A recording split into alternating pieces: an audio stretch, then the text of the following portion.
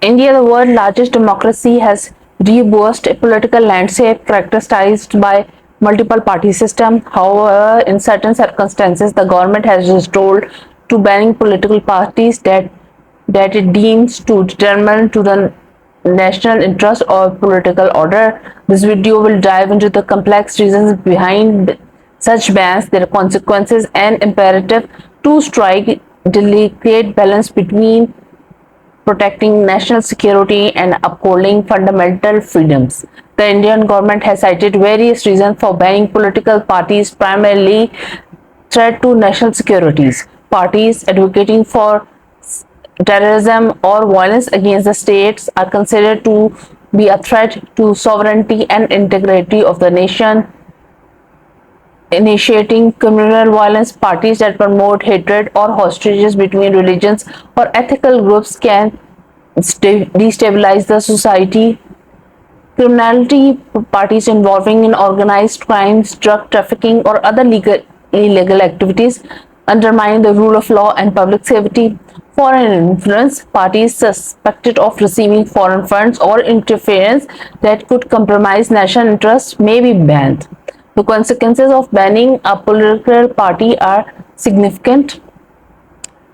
Cutting down the freedom of speech and associations, ban cut down the freedom of right association of the citizens and their political view, polarization and marginalization, banning political party further polarize the society, dividing marginalized group underground and potentially leading to extremism, erosion of trust in the government. Bans can undermine public trust in the government's ability to safeguard rights of the all citizen and administrator justice impartially, balancing act national security versus fundamental right. This decision to ban a political party is to delicate balancing act between protecting national security and preserving fundamental freedoms rights. The government must carefully weigh the potential threats posed by the party against the right of citizens to hold and express their political beliefs. International human rights standards provide guidance for the government in determining whether a ban on political party is justified. These standards include legitimate grounds. Bans must be based on objective criteria related to national security, public order, or protection of human rights. Proportionality, the ban must be proportionate to the threat posed by the party, not unduly restriction on the rights of citizens. Due process, parties must give a free opportunity to present their case before the court or other independent body before ban is imposed.